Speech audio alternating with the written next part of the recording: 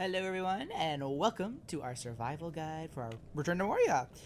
So last time, our previous video, we discovered the recipe for Orkish medicine, and today we're going to talk about how to make it and what it does and why it's a little bit of a gamble. So to unlock the Orkish medicine recipe, if you don't have that yet, I have a video for it. I'll link it in the description, but basically you have to find all of the pages for the Ranger's journal in the lower deeps area specifically. When you do that, and I think it's like 6 pages that you need, you repair the journal and the recipe for Orkish medicine drops. And if you once you have that, you gotta make your way back to your base, and you can craft it here in the brew kettle. Now, the brew kettle alone is not enough. You actually need the upgraded version, which means you need to make the alchemical still. And if you don't have that unlocked, I have a video on that as well. Basically, you're gonna have to find another ranger's camp earlier in the game. But once you have that and you've built it, you'll be able to make Orkish medicine, and it requires quite a few recipe or ingredients. Actually, the first is biteweed. You'll need 20 of those, 4 bones, 2 chitin, and 2 cave honey. So biteweed you typically get around the like orc boss settlements, like the strongholds. There's a bunch that grows throughout those areas, so grab all that you can while you can, because you're going to need them for this medicine. You'll need bones, which they drop from orcs that you kill in the lower deeps area, so just go fight a bunch of orcs and some of them will drop bones somewhere.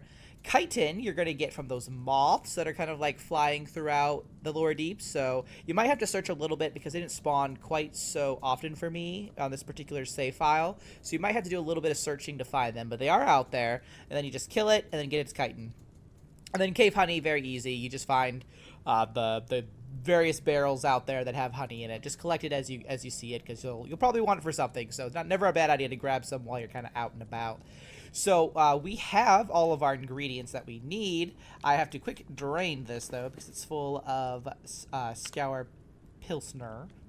And now we have some room. I really need to make another brew kettle, to be honest, is what I really need to do. But we're going to go ahead and craft this. Now, it does take 25 minutes, so it's like a little bit long. It's not a bad idea to, brew this, then go do something else if you need to. Restocking ingredients, perhaps, for one, or, preparing for something else. But we're going to just kind of wait here for our brew to finish up. So I will pause the video and resume when it has finished. We are back, and our brew is ready. So we're just gonna take, let's just take it from the tap. I think we'll do a little dance here.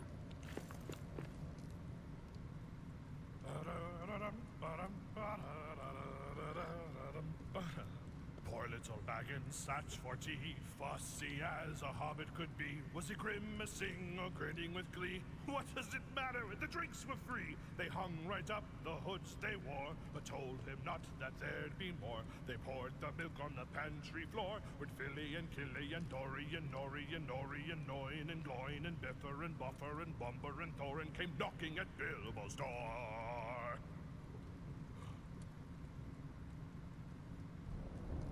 I feel like you need a drink, honestly, after singing that song. So when we drink that, we see that we get the Fell Temper stat.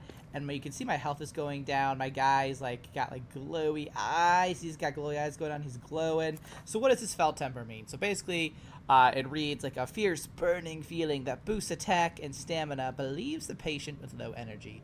So we can see our stamina has increased significantly.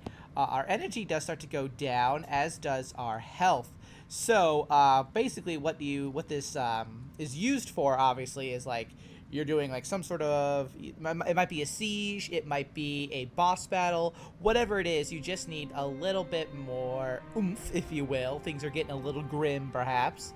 Or you want to start things off, well, you would put this in your brew skin, drink it up, and get a few licks in, and then you'd either defeat your enemies because you're doing enough power, or you might need to, at the very least, you take them down a significant amount, and then you would need to really quickly heal up just to finish the fight out. So that's kind of how I see the usage of this. And so if you're going to use this, then I would definitely suggest having some sort of healing items on hand for afterwards. Otherwise, you're going to die, and if you don't defeat, whatever your target is, a boss, whatever, before then, you're just going to start over again. So what was the point? So, bring some healing with you if you do want to use this. Like I said, it is a bit of a gamble. Like, yeah, you can hit harder, but, you might die as well. So, but that is what Orkish Medicine does. Kind of puts you like in a berserker rage mode, if you will. So use it strategically, I would say.